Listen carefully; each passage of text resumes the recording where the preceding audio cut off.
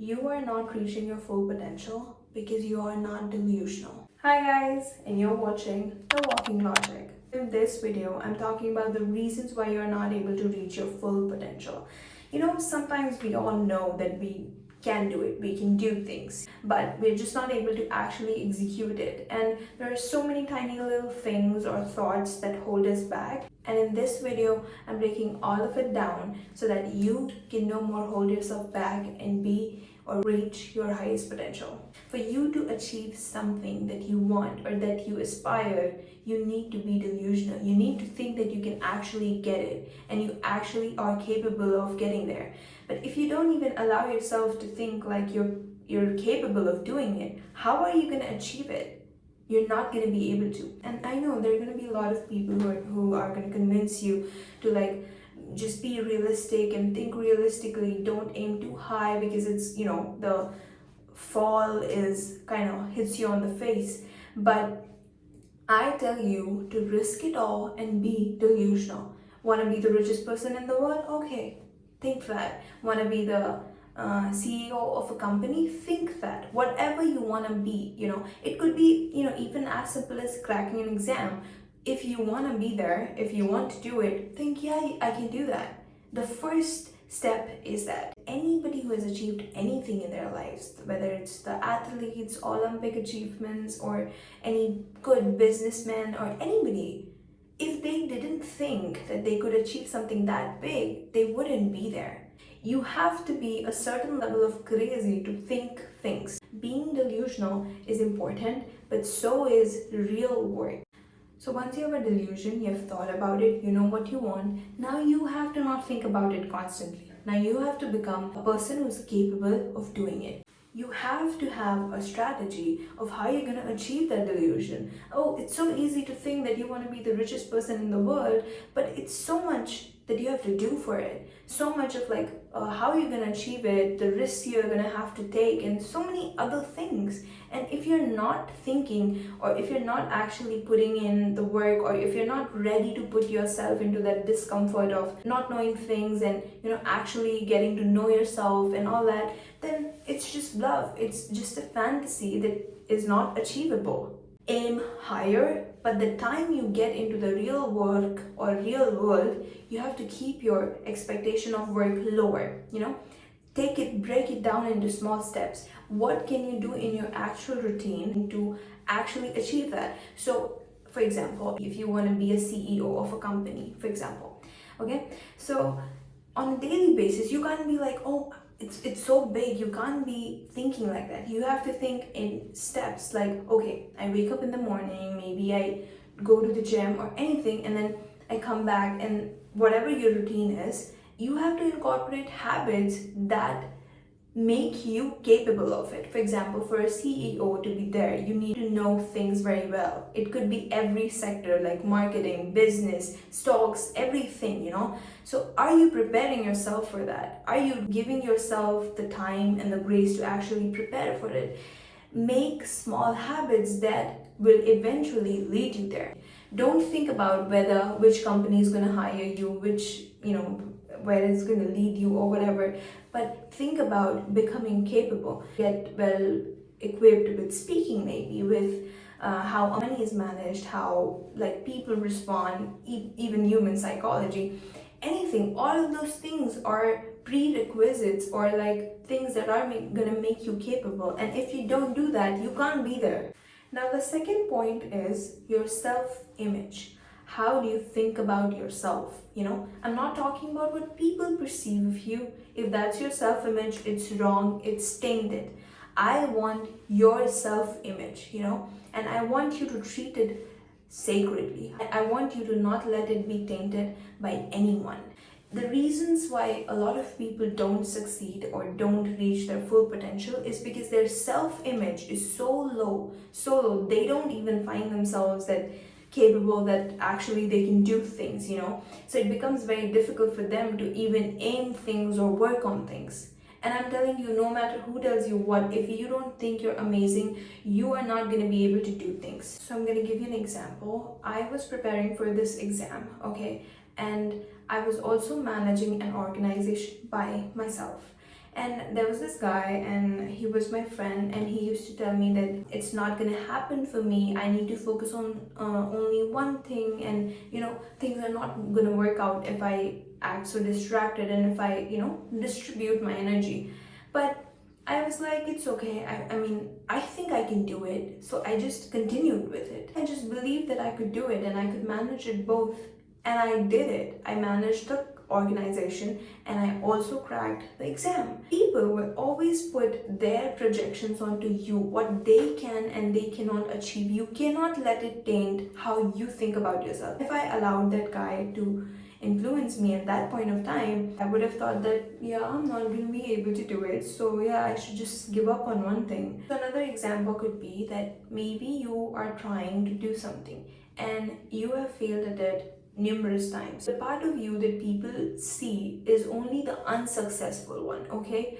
But they don't know what you've learned in the process. They don't know that there were times when you could have done it but you were not able to. They only see one part of it, right, that is visible. But if you let it hamper your self-image, you're not going to be able to do things. If you let that perception, whatever they have of you, if it's right now temporarily unsuccessful, and if you let that get to you, you're not ever going to be successful. You have to keep your self-image sacred in a box. Now, I'm going to tell you how to do it exactly.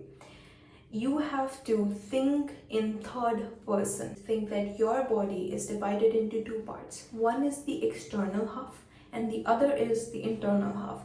The external half is visible to everybody, like the way you interact, your physical body, what you have done, what you haven't, everything that is visible to the world. But your internal half is your own thoughts, is what you think about yourself, what has happened to you in your life that you only know about, and what are your traumas, what are your happiness, anything. Those are kind of things you keep it personal. I'm talking about that is your internal half. Your internal half needs to be like a baby. When a baby is born, how they're like crazy. They'll just do whatever they want. They don't have any limitations in them. If they want to jump, they will do it, even if it hurts them. So you have to think like that. You have to be without limitations. So world can interact with your external body, but your internal half should remain sacred. Irrespective of what the world thinks of you, what the world projects on you, you think like a baby, like, yeah, I can do everything. I'm crazy. Reasoning behind this concept is your soul. The fact is that if you read about soul and things like that, you will understand that soul is abundant. Your physical body, your mental body can have limitations of how you think, what you do, but your soul doesn't have limitations. It doesn't think like this is what you are, this is what you can achieve, and those kind of things. We'll get into that into some other video, but right now we are focusing on this. So keep your external half and internal half completely separate, and internal half should not be tainted by anyone. When your self-image is not containing baggage or projections by other people, you're gonna excel like anything. Point number 3 is you are not reaching your potential because you're looking around. If you keep looking around, you're not going to achieve your potential. There are so many examples, but the biggest example I remember right now is Milkha Singh, the Indian Olympic athlete. He looked back in his race once, and he lost the bronze medal. And you have to understand this. The time you spend looking at other people's lives or what they're doing, what they're achieving, and comparing yourself to them, like how they are better than you and how they're achieving things and you are not, you are essentially setting yourself for failure. Because the more you look at them, the more you delay your time. You have to understand that's just your body or your brain self-sabotaging. If you don't put all your energy into yourself and you keep looking around, you're not going to achieve it. Point number 4 is you have to trust your plan. Whatever you thought that this is how you're going to do it, that's how you're going to achieve it, you have to trust it. You cannot look at other people because they are not you. You know the vision. You know what you want out of your life. You see a snippet of somebody's life and you think that, oh, maybe they're doing it better. But no, you know what you want and you know how you will achieve it. Trust yourself in it. And why am I saying this? That even if you don't feel confident in how you're doing things, you want to validate yourself through others, I'm telling you, they cannot do it for you, because they only just see a snippet of your life. They don't see what you've been through, what you want to achieve, and why you want to do it. They don't see all those things. So stop waiting for people to believe in you and only then you're gonna work. No, work on yourself and trust whatever you're doing is gonna lead you to where you want to be. If you put in the work, you're gonna be there. Point number 5, and the most important point, is letting go of your past. If you don't let go of your past, you are not going to be able to achieve your potential. And I know you're going to think that, yeah, I've let go of everybody. But let me ask you, the one time someone told you that you're not going to be able to do it, do you remember it? Do you remember that person? The other time somebody said that you are not this and that's why you're not going to be able to do it, do you remember that? And if you do, you have not forgotten those people. You know, in any shape or form, if you remember people telling you that you are not good enough, and if you remember that, then you're not letting go of your past. Your brain is still convinced that you're not good enough. And that's why you're holding on to these people. And if they were truly insignificant and you didn't care, then you wouldn't remember. Do you remember how many people ask you on a daily basis, are you fine? Do you remember that? I don't think so you do, because it's normal for you. It doesn't affect you, right? But when somebody said that you're not good enough, it affected you. And if you keep that in your brain, you're not going to be able to do things. You're not going to be able to risk things. You're not going to be able to trust yourself that, you can do things. So let go of these people. And you don't have to have this mechanism of letting go or anything. Just say, you know what? I'm better than this. Just say that and just move on. Now, one of the most important point is your mood that might not let you reach your full potential. I don't want you to think unrealistically. Like, everything is going to be fine, everything is going to be good, you're always going to feel good about yourself. That's not possible. There are going to be dips, there are going to be moments where it feels like nothing is working out, things are not getting how you wanted it. But the thing is, growth or reaching where you want to be is messy. It's not a linear line of like, yeah, I got it, and you step by step just achieved it. No, there are going to be dips or moments where you reach up till a certain point and then go back. When you travel 5 meters, come back 3 meters. So basically what you're traveling is 2 meters. But that's going to happen in life. And especially when I said being delusional, that is aiming higher, you have to also think that you are not there, and you specifically don't know exactly the way up there. You might know your steps, but you're gonna make mistakes. You're gonna be trying out things not working out. There are gonna be a lot of trial and error. So people might think of it as failure, and your body or your mind also might convince you as failure, but that's not true.